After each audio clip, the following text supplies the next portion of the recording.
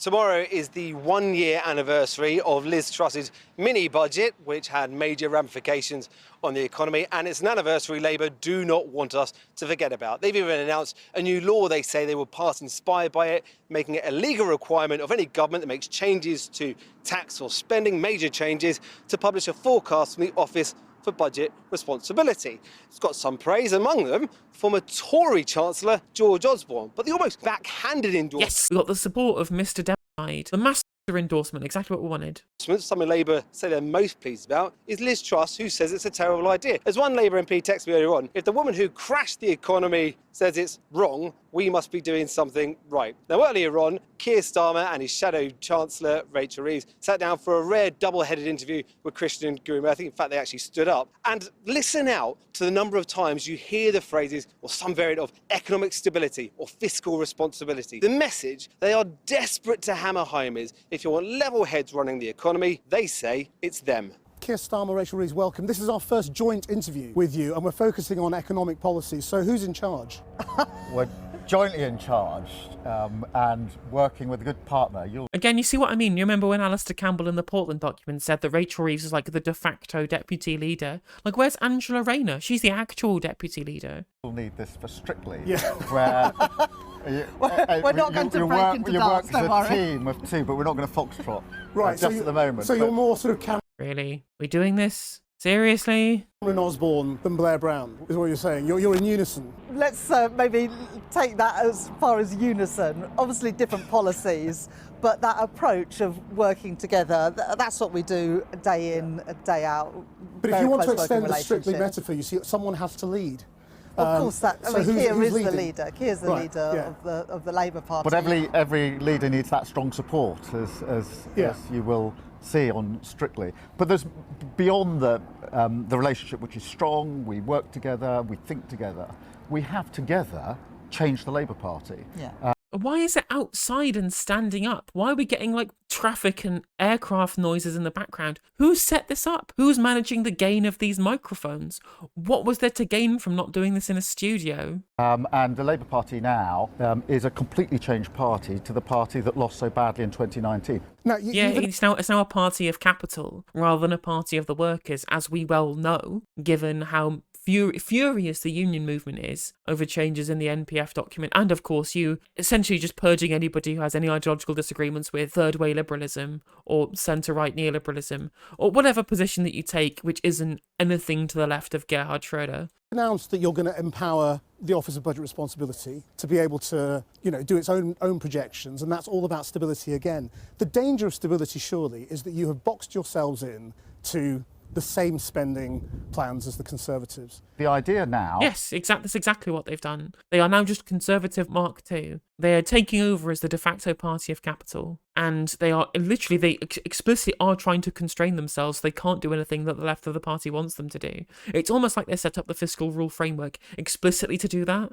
Is that we'll have a rule that the OBR must make an assessment if there's going to be significant fiscal statements about tax or spend. But it does box you in, doesn't it? I mean, you'll know as Shadow Chancellor that the current spending projections show that after the next election, there will be severe cuts, billions and billions of pounds of cuts in key departments, justice, local authorities, education, potentially. We totally reject austerity. There'll be no return to austerity. So none of those cuts that are currently in the plans would happen? A Labour government. Overall... No, but you are keeping all of the austerity that we've previously had. We've said there's going to be no increase in budgets elsewhere. You have two tax increases, which is private schools, which you've already said all of that money is going towards a payment to teachers for staying in the profession, and you're paying it for the breakfast clubs. And on the other hand, you've got the non-dom tax status, which all of that money is earmarked for a workforce expansion plan for the NHS. So how else are you going to reverse the austerity budgets that we have? Where's more money for the NHS regular services going to come from? Where is the money for funding for local councils, as we discussed yesterday? Where's that going to come from? Where are you going to get this extra financing from, Rachel? And how are you going to, quote unquote, grow the economy? Because those are going to be your only method of additional tax receipts. It's going to be growing the economy, which you've not told me you have any way of doing, because you're not going to do any fiscal stimulus as a proper Keynesian would do. And you've not said you're going to raise any taxes which you haven't already allocated funds for. No capital gains, no wealth tax, no increase in income tax, no additional surcharge on banks, for example. None of these things are happening. No extra dividend payout tax. So there isn't going to be no extra receipts for you to be able to reverse the existing austerity. You have to increase the budget somewhere, otherwise you are pro-austerity. There's no way of getting around this. Unless you actually increase budgets and provision for public services, which will involve more tax receipts given your own fiscal framework, then you are going to continue austerity by default. In the OBR forecast, and we're going to have 2 more before the next election, it has increases in public spending in real terms over the forecast horizon. But the most important But not for thing, every department. Well, let me just say this, the most important... And also not for every department as well, considering that they're already locked in to Jeremy Hunt's last budget, which involves like NHS budget cuts in 2024 and 2025. If they have a spring election, which it looks like they're now going to have, there's going to be a whole year of budget cuts that the Labour Party are going to be locked into, unless, of course, they raise taxes or increase fiscal expansion, one of which breaks the fiscal rules and the other they've automatically ruled out. So they're already basically locked into austerity based upon what we already know from Jeremy Hunt's future budgetary plans. The overspending now on the basis of cuts later is what Jeremy Hunt has already promised, so they're going to have to plug that fiscal gap somewhere based upon their own fiscal framework and fiscal rules. I think the fiscal rules are silly. I don't think they should adhere to them, but they've told me that they are, so I have to take every policy that they give us now within that fiscal framework. Thing is stability, because it is stability that enables family finances to improve, and it's stability that encourages business to invest. Well, the family finances won't improve if we are stable in our managed decline. If you keep things similar to the way they are, which is of course managed decline, where people's living standards are going down, where people's wages, apart from a very short inflationary period where they were chasing the cost push inflation post-COVID and post-war in Ukraine, right? Outside of that period, wages are still behind where they were in 2010 because we're still below inflation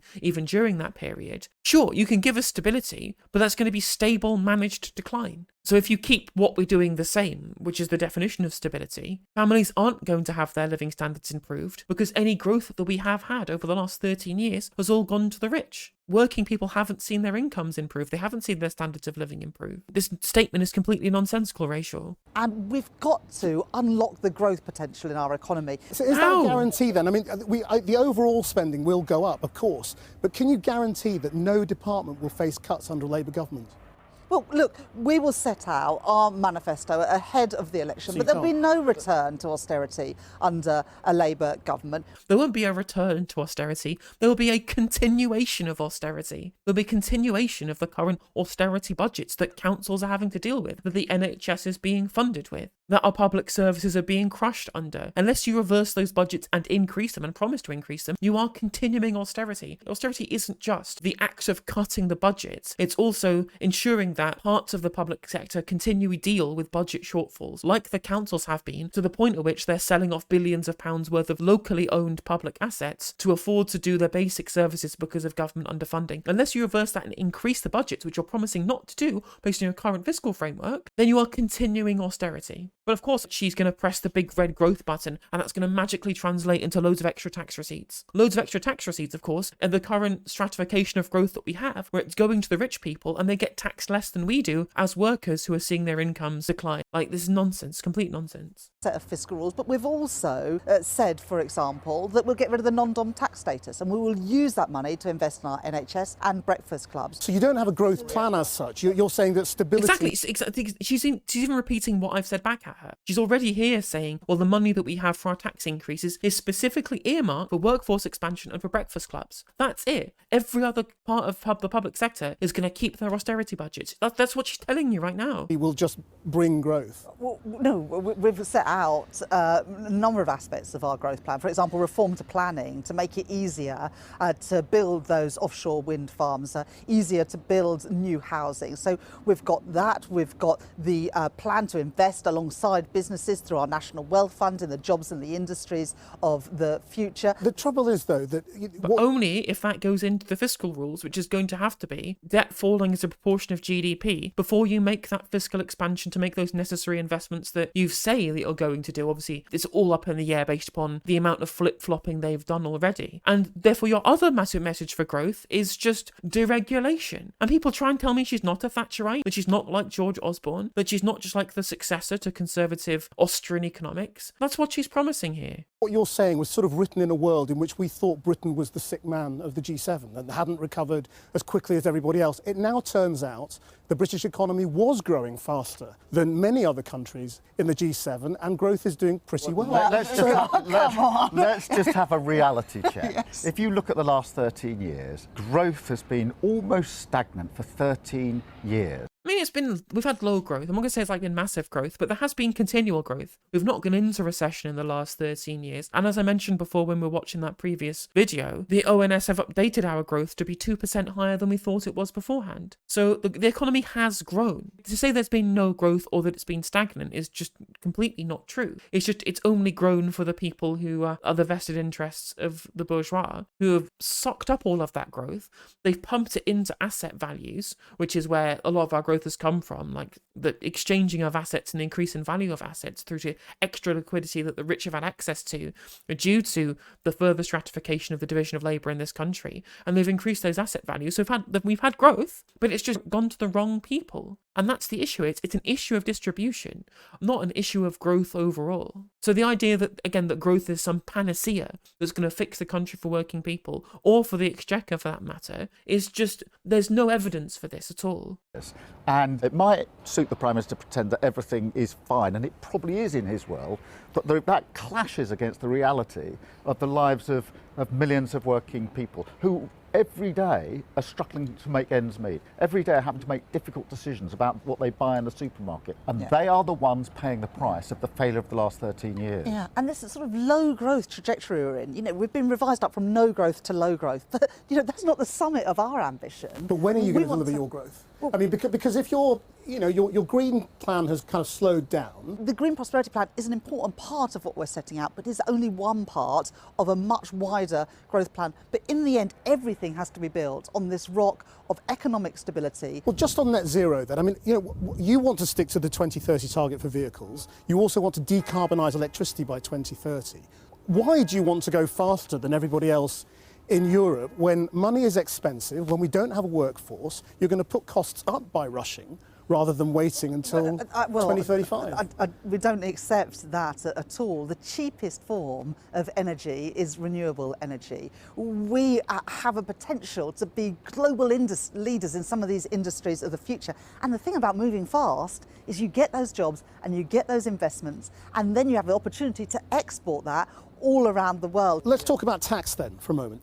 I mean, she's not wrong, right? As I've always said, that the one thing that's good about the Labour Party platform is the Green Plan, is their Green Investment Plan, to be able to have additional renewable energy, to become a clean energy superpower. I think that's a noble goal, and I think their plan to use fiscal stimulus to do that is a good one. But again, first of all, you can't trust Labour when they say anything nowadays. And second of all, like, what happens if something happens and debt to GDP ratio continues to increase even once they're in power? They'll never get their foot on the gas to be able to get the growth that gets debt falling as a percentage of GDP in the first place, to be able to make the case under the fiscal rules for the necessary fiscal expansion to engage in this investment. That's a big issue. That's a really big issue that they have. I'm glad that he's about talking tax here. This wasn't a softball that I was expecting. I mean, he's doing more than a lot of interviews that I've seen on challenging them on how they're going to get the growth. Why are they going back on certain plans? They're too close to George Osborne. These are all points that Guru-Murthy has made here. Right? Apart from me and Phil from Broadstairs, no one else is asking these people. We are at a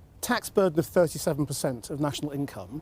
Businesses want to know, under a Labour government, will that stay the same? Will it go down? Will it go up? Well, Rachel, you've dealt with this so many times. Yeah, look, we have the highest tax burden for 70 years. And I don't wake up in the morning and think, how can we impose more taxes? I want taxes. Well, we may have our own highest tax burden on working people, to be sure, rather than on the rich, which, again, Rachel Reeves has previously said we could have a fairer system. She's been on BBC Politic and said that it's unfair that capital gains is taxed less than income tax. A statement I agree with, right? A statement that she's made, not like in 2010, like recently, she specifically said, as Shadow Chancellor, it's unfair that you pay less tax on capital gains than on income, which is bad, both in fairness and also for economic growth. She said that before, yet this is, again, something that she's massively rode back on. So to say that, first of all, whether or not you want more tax receipts, outside of whether or not we want more taxes or not to pay for public services, if you want to take that specific model of like household budget economics seriously, which I don't think you should, but even if you want to do that,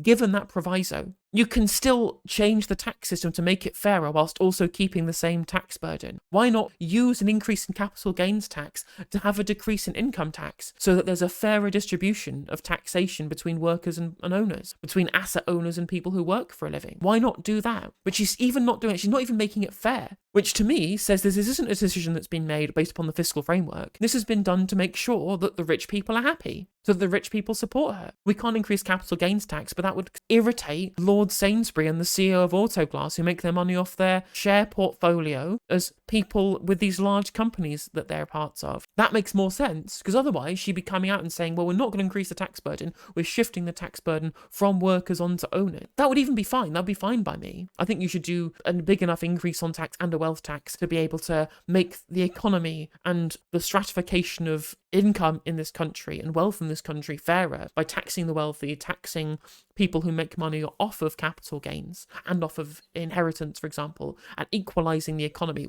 even regardless of like tax receipts for the Treasury. We always get caught up in this discussion around we need to raise loads of taxes to pay for public services. No, we need to raise taxes because rich people have too much money. They have too much money, which means they have too much control over the economy, which means asset prices have increased and the gap between working people and owners is widening. That's the reason why we need to tax. The biggest reason is inequality, not necessarily bringing in tax receipts for the government. It would also have the added benefit of increasing tax receipts for the government as well if they did it in a fair manner too, which is why it's frustrating again for her to continue to just parrot like Austrian economics on this stuff.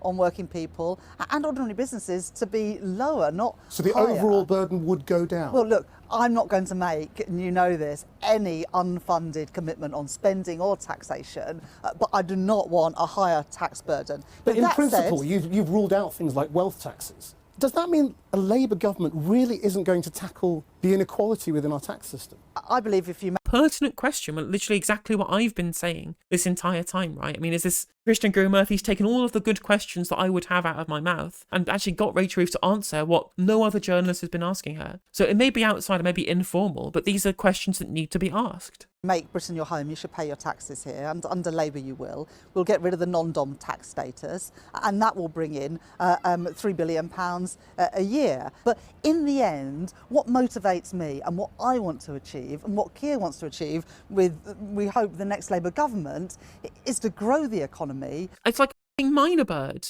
Grow the economy, grow the economy, grow the economy. You don't even need to send Rachel Reeves out for interviews. You could literally have the Rachel Reeves dictaphone with just a single recording of her saying grow the economy. Just press play. Anytime anybody asks any questions on fiscal policy, just grow the economy, grow the economy, grow the economy, grow the economy. Oh God, it's infuriating. So that living standards can improve, and so we have the money to invest in our public services, and that is our number one priority. But it's so The important. growth is going to go to the wrong people. It's still going to be very unequal. Like, you're not fixing like the really broken parts of our economy and our tax system and the economic stratification of our society. Important that we get across that this changed Labour Party is putting the economy and growth central. Yes. Now, I accept that in the past other governments have talked a lot about tax, a lot about spend, but our joint and strong view is that the key to this is growth. But wouldn't the single This is Liz Truss. This is literally Liz Truss. Liz Truss, in her own words, said people spend too much time talking about redistribution. We need to be talking about growing the pie. This is identical to Liz Truss. We're looking at two carbon copies of Liz Truss here. This is Keir Starmer on TV, on recording, caught in 4K, saying, we don't care about tax and spend. People talk too much about tax and spend. We need to care about growth. This is Liz Truss. If you don't see anything other than Liz Truss here, you are labouring under gigantic delusion. The only people who cannot see that the current Labour Party are just neoliberal Thatcherites are the Fabian Society and the right-wing cranks from like Talk TV and GB News who think that Starmer is a secret socialist who's going to get into power and then turn us into the second coming of the Soviet Union and rename London to Starmergrad. Everybody else can see that this is just a centre-right Thatcherite party. And then there's the Labour membership and the Fabians, they just refuse to see it. And obviously, and Phil, who likes talking about politics as well. single most effective way to improve growth in Britain would be to look at rejoining the single market. And you've said again today, there is no case. Now, no case is a very strong thing to say, and it's difficult to believe that you really think that. You know, no case means under no circumstances, never. Is that really what you're saying? We've had low growth for 13 years. So the argument that this is all down to Brexit just doesn't wash. You've used a very absolute phrase, which is there is no case. That means never. Is that really what you're saying? There's no case for going back into the EU. We've had a referendum. The country has decided. We've been through a huge period of uncertainty as a result, and there's no case for going back. But that does not mean that we need less ambition on growth. It does not mean that we haven't got a very strong growth plan. The big irony here, right, is that Brexit has impacted growth at least somewhat. It's not a panacea to fixing our growth problem. But he's right to say that things were bad even before Brexit and are still bad now. But they're not bad in terms of growth. They're bad in terms of how unequal our society is and how poor people's living conditions are. That's why we got Brexit. And Brexit, whether we do it or don't do it, is not going to change the level to which our society is too unequal and the rich have too much and the poor have too little. Is that, you know, the longer it takes before we have a general election, the more we have the hallmark of this government, which is chop, change your mind, stop, start. Rachel's had 4 chancellors to shadow. I've had 3 prime ministers.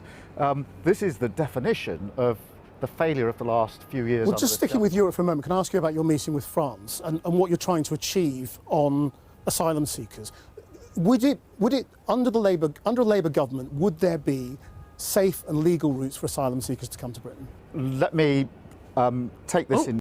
He's being asked the question that should have literally been asked from every single person ever up until now about asylum policy, to everybody who talks about it, because literally the only answer to this question is yes, we want to have safe and legal routes, because that's the only method of stopping the boats, is by breaking the demand by having a safe and legal route that they can take instead. Let's see what he says. He probably won't, but... In stages, because I did go over to The Hague and to France last week.